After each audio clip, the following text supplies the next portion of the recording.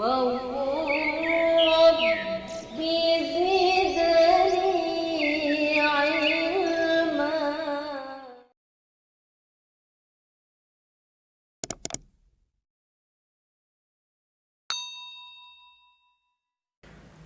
Assalamualaikum warahmatullahi wabarakatuh. Bismillah walhamdulillah wassalatu wassalamu ala rasulillah wa ala alihi wa sahbihi wa man walah. Amma ba'du, sahabat Rawaqif yang Allah muliakan. Pada kesempatan ini kita masih sama ya. Kita di sini masih mengkaji sifat huruf yang tidak memiliki lawan, yang tidak memiliki kebalikan ya. Memiliki kebalikan. Sifat huruf yang akan kita bahas pada kesempatan ini adalah sifat huruf inhiraf. Namanya apa? Inhiraf. Kita pada pertemuan lalu sifat huruf yang sudah kita bahas yang tidak berlawanan. Yang pertama qalqalah, pertama sofir, kemudian qalqalah, lin. Sekarang ada namanya, sifatnya adalah inhiraf ya. Bagaimana inhiraf ini ya? Inhiraf ini artinya ya, secara bahasa itu artinya condong atau menyimpang ya. Jadi seseorang yang dia pemikirannya itu menyimpang dari jalan yang benar disebut munharif ya, munharif. Nah, jadi orang yang pemikiran tidak lurus lagi, misalkan dalam pemikiran agama atau apa saja yang tidak lurus, yang tidak sesuai dengan tuntunan ya, tuntunan yang benar, dia disebut dengan munharif. Jadi huruf pun ada seperti itu. Ada huruf yang dia sifatnya itu inhiraf atau menyimpang atau condong seperti itu ya. Jadi bagaimana kelanjutannya, kita lanjut saja ya supaya lebih jelas ya. Di sini kita kembali lagi ke matan Jazari ya. Di situ disebutkan apa? Ini dia, perhatikan yang dilingkari warna putih. Imam Ibnul Jazari ya menyebutkan walin hirafu suhiha fil lami warra. Sampai di sini habis pembahasan inhiraf ya. Inhiraf itu suhiha sabata gitu ya, fil lami warra, pada huruf lam dan ra saja ya. Pada huruf lam dan ra saja. Itulah inhiraf. Bagaimana definisi daripada inhiraf ini ya? Jadi kenapa kita jelaskan ini? Kita sudah berkali-kali menjelaskan ini, sangat penting untuk dihafalkan supaya kita lebih mudah menghafal huruf-hurufnya ya. Nah, seperti itu. Ini namanya matan Jazari. Baiklah, kita lanjut kembali. Di dalam kitab tajwidnya Dr. Ayman Suwaid ya, beliau mengatakan bahwa as-sifatu allati la didda laha. Sifat yang tidak memiliki lawan diantaranya yaitu yang keempat al-inhiraf ya. Yaitu huwa mailu sautil harfi li'adami kamali jarayanihi bisababi i'tiradil lisani tariqahu wa harfahu lam warra'u. Apa artinya ini? Ya, kita sudah terjemahkan, kita lanjut. Jadi inhiraf itu ialah suara huruf yang condong karena mengalir tidak sempurna disebabkan jalannya dihalangi oleh lidah. Jadi kita satu-satu dulu ya. Inhiraf itu adalah suara huruf yang condong. Jadi suara huruf. Jadi yang condong boleh juga diartikan condong di sini mail. Jadi katanya mailu sautil harfi. Mail itu artinya bisa condong, bisa miring ya. Bisa juga disebut dengan apa itu? Condong, miring, menyimpang bisa juga inhiraf ya. Menyimpang. Jadi di sini, jadi sebagian orang ada karena artinya itu ada suara yang condong atau menyimpang gitu atau miring gitu ya. Jadi ketika menyebutkan huruf inhiraf ini, lam dan ra ini, jadi lidah dia yang miring. Ya, ujung lidahnya ini yang miring gitu ya, dimiringkannya. Kita perhatikan bahwa ya di sini kita perlu, karena huruf inhiraf tadi ada dua, yaitu apa katanya? Huruf inhiraf ada dua, yaitu lam dan ra.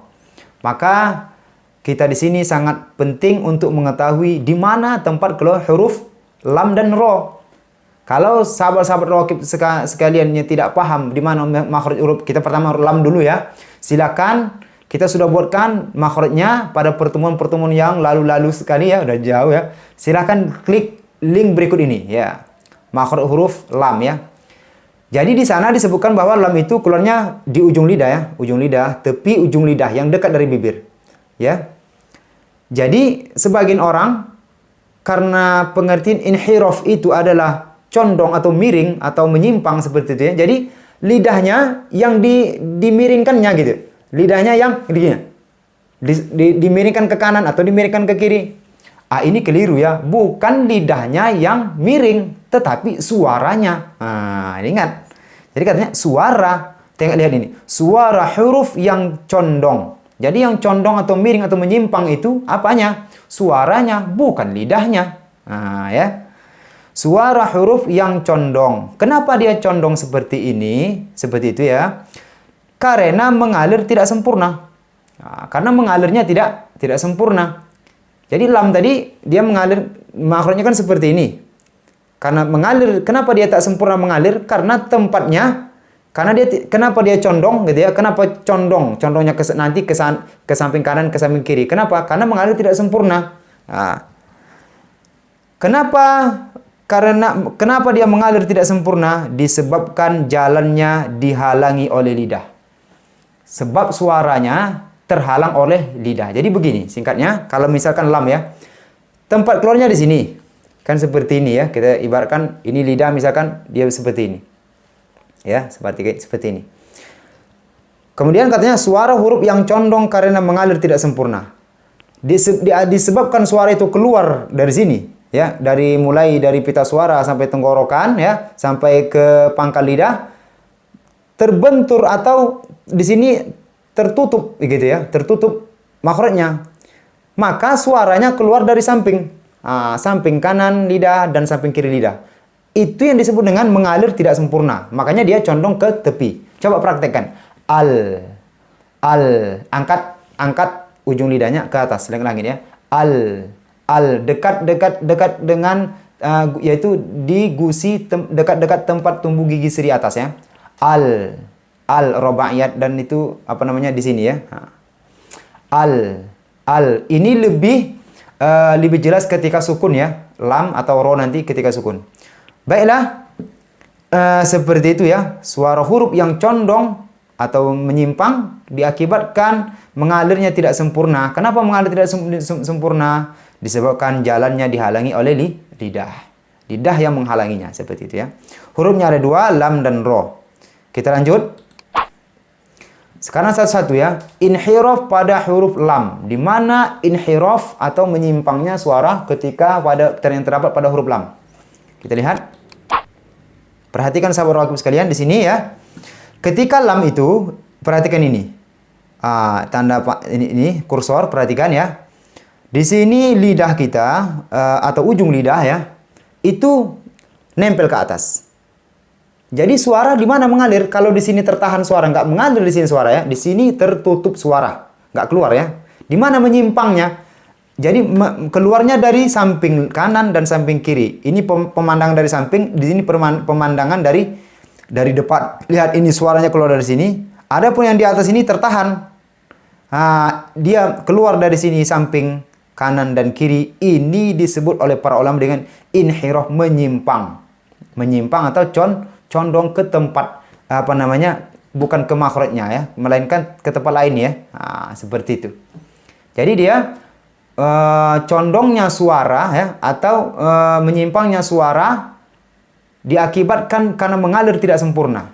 Kenapa tidak mengalir sempurna? Karena tertutup sini. Kenapa dia tidak karena tertutup oleh lidah, makanya dia tidak mengalir secara sempurna. Akhirnya suara itu keluar dari sisi kanan lidah atau sisi kiri lidah, seperti itu ya. Ini ketika lam. Kita lanjut lagi. Perhatikan ini pemandangan lidah dari atas ya. Jadi suara itu yang tanda kuning ini ketika lam, ini lam ya. Tertahan di sini suara. Kemudian di mana inhirafnya? Inhirafnya suara itu mengikuti mau keluar, ternyata kalau ke sini dia tidak bisa keluar karena tertahan, akhirnya keluarnya menyamping suara. Ini istilahnya diistilahkan ulama inhiraf. Ini pemandangan dari depan seperti yang tadi. Sudah jelas ya? Kita lanjut lagi ya. Supaya tidak lama-lama kali, nanti rekamannya lama nih. Kita lanjut. Sekarang inhiraf pada huruf ro ya. Di mana inhiraf ro? Perhatikan kalau ro itu, coba perhatikan ro di mana makhrajnya. Nah, sangat penting di sini kita mengkaji di mana makhraj huruf ro. Jadi ro itu keluarnya di torof lidah. Kalau masih bingung di mana makhraj ro, silakan cek link di atas ya. Ini link daripada makhraj ro sudah kita buatkan pada video-video yang lalu ya. Jadi ro itu dia keluar di torof ya, torof lidah. Jadi menyimpangnya keluar suara menyimpang di pertengahan lidah, sedikit keluar suara di sana gitu ya. Nah, ini pemandang dari samping, ini pemandang dari depan. Untuk lebih jelasnya coba kita lihat seperti ini ya. Nah, jadi ro ya, ro menyimpangnya di mana? Tertahannya suara di torof lidah. Nah, ini di sini yang ditandai warna apa ini? Warna kuning ya. Kanan dan kiri sini tertahan suara. Coba Ar-Rahman.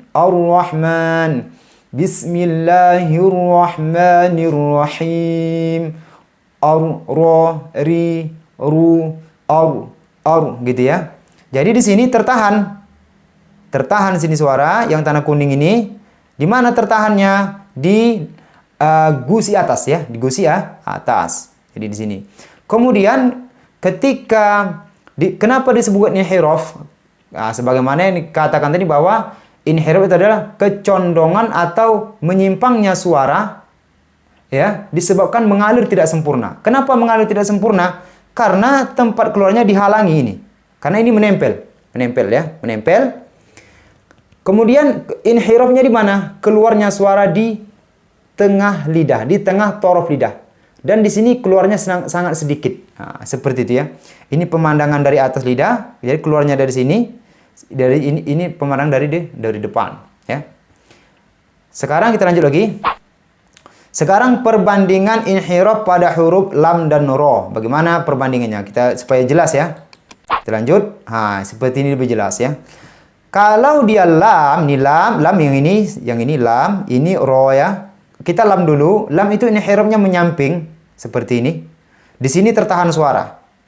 Condongnya kemana? Ke samping. Jadi yang dimaksudkan condong itu bukan lidahnya yang dimiringkan atau dicondongkan. Jadi ujung lidahnya ditarik ke samping atau ke kiri, ke samping kanan, ke kiri. Bukan itu ya. Jadi yang dimaksud adalah suaranya yang menyimpang ya ke tempat lainnya. Jadi ke samping lidah kanan dan kiri. Ini pemandangan dari depan. Sedangkan ro menyimpangnya kemana? Pertengahan lidah. Di sini ada perbedaan. Inhiraf pada huruf lam lebih kuat ya, lebih banyak. Kenapa? Karena dia keluar dari dua sisi. Sedangkan inhiraf pada huruf ro di pertengahan lidah saja, dan itu suaranya keluarnya dikit dan satu tempat gitu ya. Ini pemandangan dari depan. Jadi dia inhirafnya di pertengahan lidah. Sedangkan lam di sisi kanan lidah, sebelah kanan dan kiri. Inilah pemahaman tentang inhiraf. Sekarang kita praktik dulu. Coba disukunkan ya, lebih jelas ketika sukun.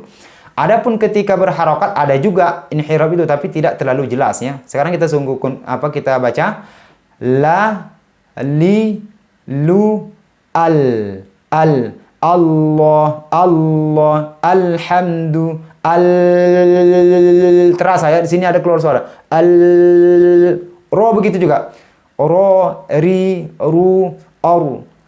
Jika tidak ada inhiraf ini ya, jika tidak ada di celah ini keluar suara, artinya dia menempel secara sempurna torofnya, maka disinilah mengakibatkan ro itu tebal sekali. Bukan tebal, banyak kali getarannya. Dan itu dilarang, tidak boleh terlalu banyak getaran.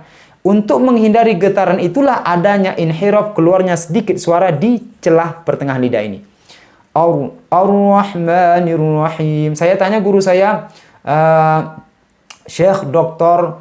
Arif Fardani LCM Hum, beliau mengatakan berapa getarannya, saya tanya, kata beliau mengatakan satu saja, satu kali getaran untuk ro ya. Ya seperti itu ya. Coba kita latih-latih. Jangan banyak kali getarannya. Ar-Rahmanir-Rahim. Ingat ya, lam tadi sebagian orang ada lamnya ujung lidahnya ini menyentuh gigi. Tidak boleh, bukan itu makhraj lam ya. Ada bahkan ada yang keluar. Nggak boleh. Atau menyentuh gigi. Tidak boleh. Dia ke gusinya Sudah kita jelaskan di mana makhraj lam ya. Baiklah sahabat Rakib sekalian, sampai sekian dulu pertemuan kita pada kali ini. Mudah-mudahan ini bermanfaat dan berkah. Amin amin ya rabbal alamin. Jika ada yang kurang jelas silahkan ditanyakan di kolom komentar. Sekian dari saya. Wabillahi taufiq wal hidayah. Wassalamualaikum warahmatullahi wabarakatuh.